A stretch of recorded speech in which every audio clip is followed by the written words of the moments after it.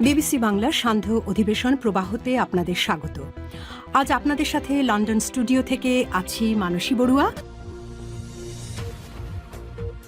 বাংলাদেশের সর্বশেষ গুরুত্বপূর্ণ আপডেট সংবাদে আপনাকে স্বাগত। শুরুতেই সংবাদ শিরোনাম, পরে বিস্তারিত।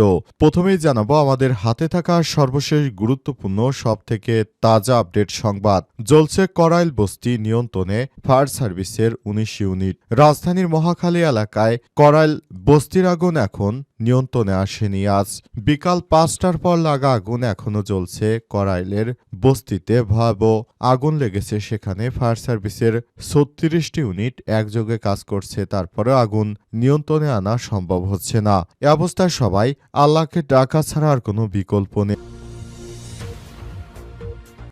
এরপর জানাবো, একটি দল আবারও ফ্যাসিবাদ কায়েম করতে চায় বললেন মামুনুল হক। দীর্ঘ ১৭ বছর ফ্যাসিবাদী শাসন ব্যবস্থা ধারাবাহিকতায় একটি দল আবারও ফ্যাসিবাদ কায়েম করতে চায় বলে মন্তব্য করেছেন বাংলাদেশ খেলাফতে মজলিসের আমির মাওলানা মোহাম্মদ মামুনুল হক। এদিকে কেরু চিনি কলে শ্রমিকদের দুই পক্ষের ধা পাল্টা ধা, আহত ৭। চুয়াডাঙ্গার দর্শনা কেরু চিনিকল শ্রমিকদের দুই পক্ষের মধ্যে ধা পাল্টা ধার ঘটনা ঘটেছে। এমন সময় অন্তত ৭ থেকে ৮ জন হতাহতের খবর পাওয়া গেছে। আজ চিনিকল অবরোধ করে রাখেন শ্রমিকদের একটি পক্ষ। এ সময় তারা দ্রুত কারখানা শ্রমিক ইউনিয়ন নির্বাচনের দাবি জানিয়েছে। অবরোধ চলাকালে কারখানার ভেতরে অবরুদ্ধ হয়ে পড়েন কারখানার ব্যবস্থাপক এমডি মোহাম্মদ রাব্বিক হাসান কর্মকর্তারা। জানাবো, গণভোটের জন্য ব্যবহার করা হবে রঙিন ব্যালট বললেন ইসি সচিব। আসন্ন জাতীয় সংসদ নির্বাচনে ২ রঙের ব্যালট পেপার ব্যবহারের সিদ্ধান্ত নিয়েছে নির্বাচন কমিশন। ইসির সচিবালয়ের সচিব আক্তার আহমেদ জানিয়েছেন, সংসদ নির্বাচন ও গণভোটে ব্যবহারের জন্য পৃথক রঙের ব্যালট ব্যবহার করা হবে। আজ রাজধানী ফরেন সার্ভিস একাডেমিতে তিনি এসব কথা বলেন।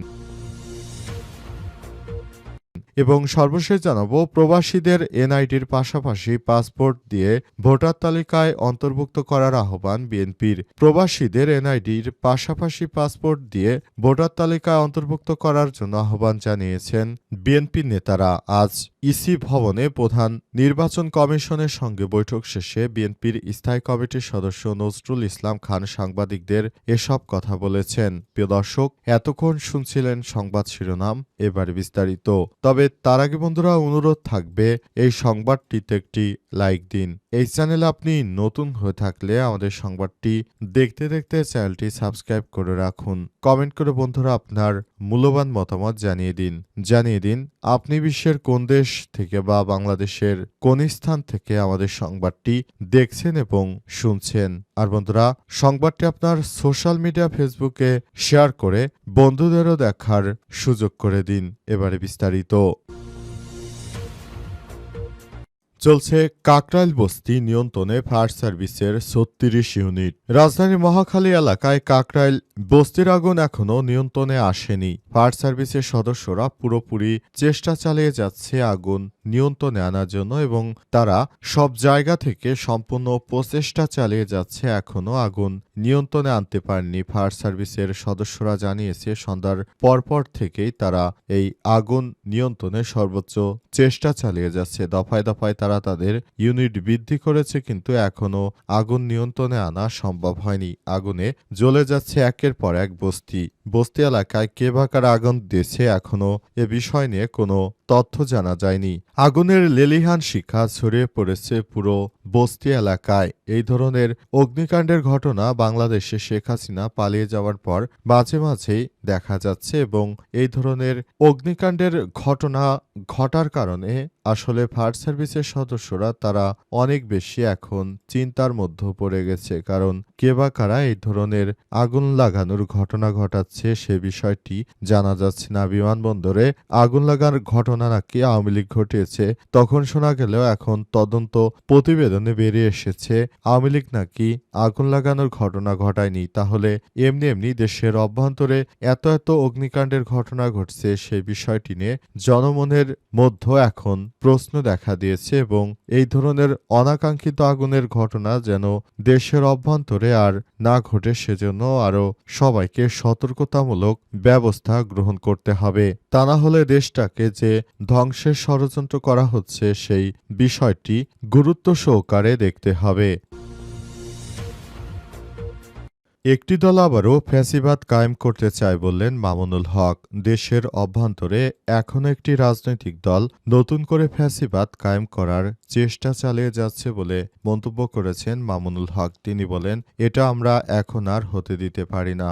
অন্তর্বর্তীকালীন সরকারের প্রধান উপদেষ্টা প্রফেসর ডক্টর মোহাম্মদ ইউনূসের সরকার ক্ষমতায় আসার পর থেকে আমরা নানাভাবে বঞ্চিত হয়েছি এবং আমরা আমাদের দাবি দাওয়া নিয়ে যে স্বৈরাচারী শেখ হাসিনা ছিল তাকে দেশ ছাড়া করেছি, সেই বিষয়টি আমাদেরকে ভেবে দেখতে হবে আমরা কি কারণে সেদিন মাঠে নেমেছিলাম। আমরা যদি সেদিন মাঠে না নামতাম তাহলে কিন্তু স্বৈরাচারী সরকার সেদিন দেশ ছেড়ে পালাতো না। আর এর জন্য আমরা কোনোভাবে আমাদের জন্য ক্রেডিট চাই না। তবে নতুন করে বাংলাদেশে যেন আর শেখ হাসিনার মতো কাউকে সরানোর জন্য জীবন দিতে না হয় সেই ব্যবস্থায় আমরা চাই এবং সেই ব্যবস্থা গ্রহণ করার জন্য আমরা আমাদের আন্দোলন কর্মসূচি চালিয়ে যাচ্ছে এবং অন্তর্বর্তীকালীন সরকারের প্রধান উপদেষ্টা আমাদেরকে সর্বাত্মক সহযোগিতা করবে সেই প্রত্যাশা ব্যক্ত করেছেন মামুনুল হক। তিনি বলেন, নেতাকর্মীদেরকে নিয়ে আমরা নতুন করে বাংলাদেশ গড়ে তুলতে চাই, সেজন্য আমরা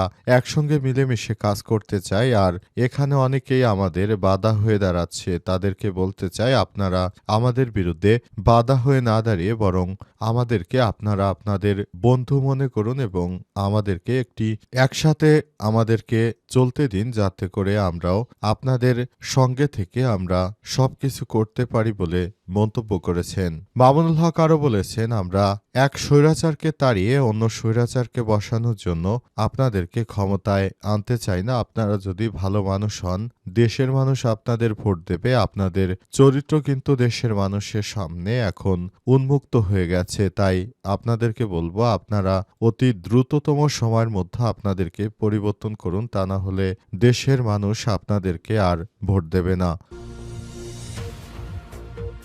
চুয়াডাঙ্গায় কেরু চিনি কলে শ্রমিকদের দুই পক্ষের মধ্যে ধা পাল্টা ধায়, আহত ৭। চুয়াডাঙ্গায় বাংলাদেশের একমাত্র কেরু চিনি কল, এখানে ব্যাপক হারে ধা পাল্টা ধার ঘটনা ঘটেছে। এই ঘটনায় সেনাবাহিনী এসে পরিস্থিতি নিয়ন্ত্রণে আনে। এই ঘটনায় ৭ জন আহত হয়েছে।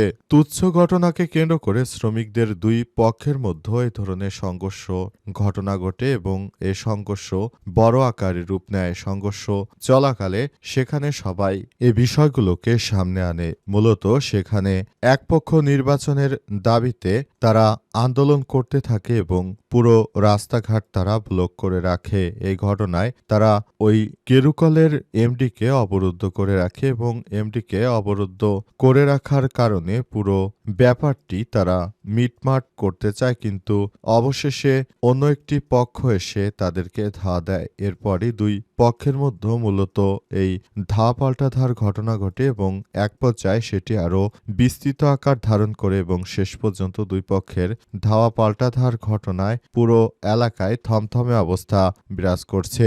এই ধরনের অনাকাঙ্ক্ষিত ঘটনার জন্য কেউই প্রস্তুত নয়। তারা জানিয়েছে, দেশের অভ্যন্তরে এই ধরনের ঘটনা যদি ঘটতে থাকে সেটা আমাদের জন্য বড় ধরনের বিপর্যয় বয়ে আনতে পারে।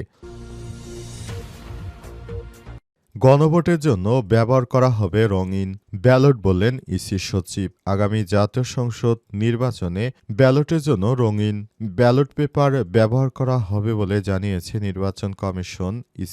ইসির পক্ষ থেকে বলা হয়েছে, কেউ যেন জালিয়াতি করতে না পারে সেজন্য আমরা এই ব্যবস্থা গ্রহণ করেছি, যাতে করে দেশের অভ্যন্তরে কেউ যেন এই ধরনের জালিয়াতি কর্মকাণ্ড করতে না পারে সেজন্য সবাইকে আরও বেশি সতর্ক থাকতে হবে এবং এ বিষয়গুলো খুবই গুরুত্ব সহকারে দেখতে হবে। অন্তর্বর্তীকালীন সরকারের প্রধান উপদেষ্টা প্রফেসর ডক্টর মোহাম্মদ ইউনূসের সরকার নির্বাচনটাকে ইতিহাসে সবথেকে ভালো সুষ্ঠু নির্বাচন করার জন্য তিনি সর্বদাই বদ্ধপরিকর এবং আমাদের নির্বাচন কমিশনকে সেভাবেই নির্দেশনা দিয়েছেন। আমরাও একইভাবে কাজ করছি। আমরা মনে করি এবারের নির্বাচনটা ইতিহাসে সবথেকে ভালো নির্বাচন করার জন্য আমরা একসঙ্গে মিলেমিশে কাজ করব, যাতে করে আর দেশের অভ্যন্তরে কোনো ধরনের সমস্যা তৈরি না হয়। মূলত আমরা নিরাপত্তাজনিত কারণে এই ধরনের ব্যবস্থা গ্রহণ করেছি বলে জানিয়েছে নির্বাচন কমিশন।